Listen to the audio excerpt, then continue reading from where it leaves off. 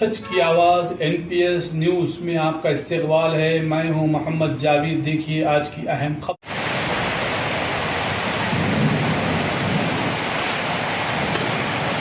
बहुत धुआंधार आग पर है रास्ते में।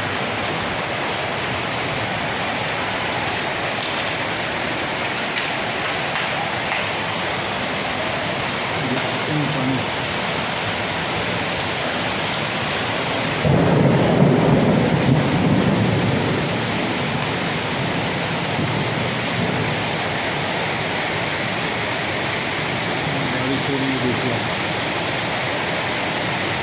शहर हैदराबाद में पहाड़ी पे धुआंधार बारिश हो रही है। रात के पौने दस बज रहे हैं। आप देख सकते हैं पानी का आलम क्या है। देखिए क्या कसरत से पानी और क्या हिसाब से बिजली कड़क रही है।